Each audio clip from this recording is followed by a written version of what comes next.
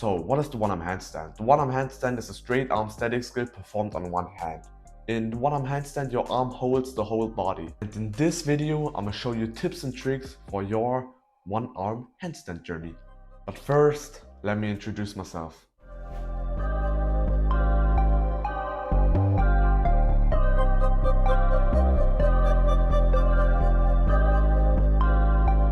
This video is divided in 3 chapters.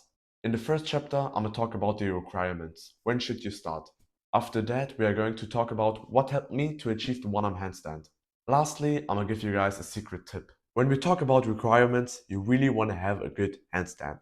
Okay, and what does it mean? Okay, I'm not talking about strength. Okay, I'm talking about experience and balance. Okay, for example, chest wall handstands. It builds your strength, but not experience. And that is the key factor to understand the one-arm handstand, okay? You want to have experience in handstand.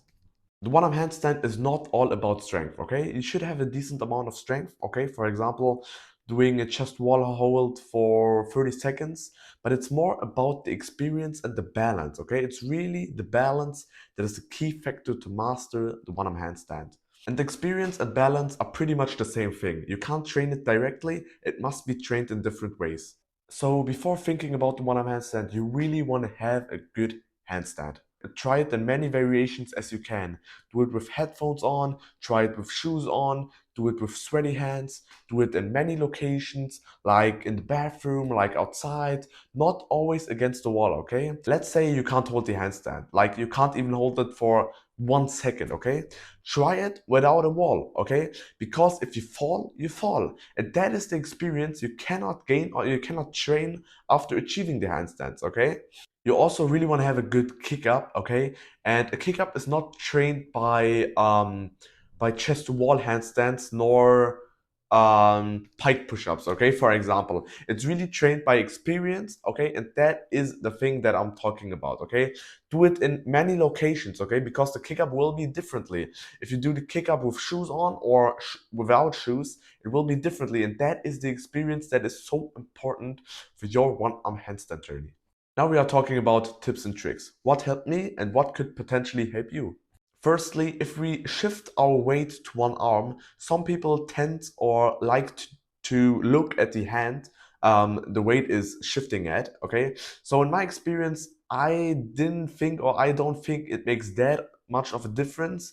I just I just have my hand or just have my head looking at the same direction as in normal handstands. So just looking at the ground. I don't like doing or I don't like doing too much looking with the neck, with the head. So I don't look to the arm that the weight is shifting at. You could do that, and the pros like Coach Bachmann, they also do that. But for me personally, I don't like that. But that's just a thing that is individually, so everybody has their own likings. Also, how wide should the legs be spread?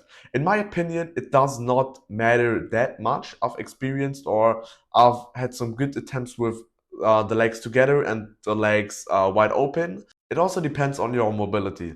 For me, I can't do a middle split and I will never be able to do a middle split. So I just like, I'm not going full max out, okay? So I'm going till I'm going right before my max, my peak stretching, okay? So let's say that is my peak stretch, okay? I can't, that is the ultimate stretch for me personally. When we talk about the straddle handstand, I go right here, you know what I mean? So that is max, that is where I go, okay? So I don't like doing it fully maxed out, okay? And as I said, I had some good attempts in both ways. But how wide should the hands be apart? For me personally, I like doing handstands with arms a bit closer than shoulder width, or not like closer than shoulder width, but pretty much shoulder width. Okay, I like it. I think it's more stable. I also tried one-arm handstands with a bit of wider grip, and I noticed that it's a bit harder for me actually. It's a bit more difficult because I can easily, when I'm doing the one handstand or the handstand with hands together, I can easily go on fingertips, okay? And like when I'm doing a bit of a wider handstand, a one-arm handstand, I can't go as easily on fingertips as I would on as I could on this with, you know. It's also pretty much how you like it, to your feelings. Nothing's right, nothing's wrong. There are not like these statements or like these facts. There are not facts, okay? Try to do as many attempts with the width you like and then conclude. How should you train for the one arm handstand?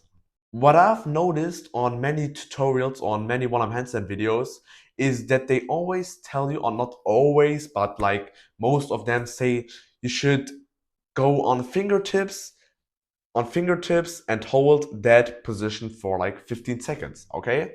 And some things like that, okay? So like really go into push position and that and just hold that, okay? It could be useful, okay? And as I said, there's no a wrong or a right, okay? Everybody has a different way, everybody has a different way of achieving one skill. But what helped me is just to spam attempts, really just spam attempts, okay? Really 3 hours of just spamming, okay? So my workout really was just 50 attempts, okay, of doing the one-arm handstand.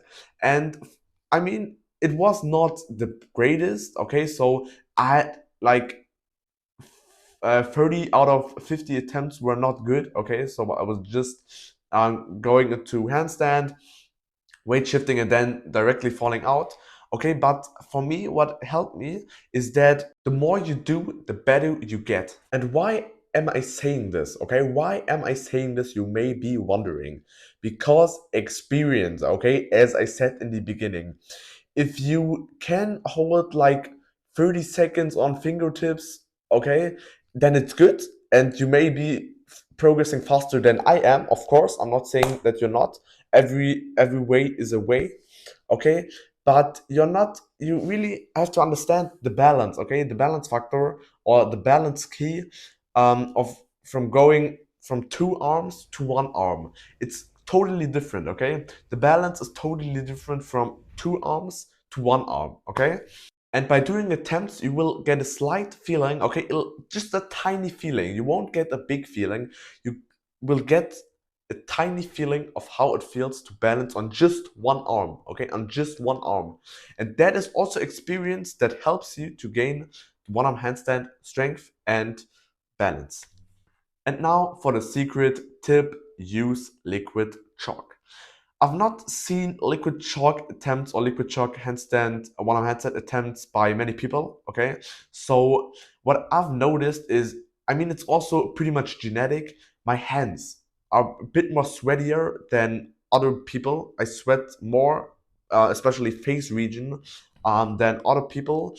So it's really not good to have sweaty hands because you will fall out, okay?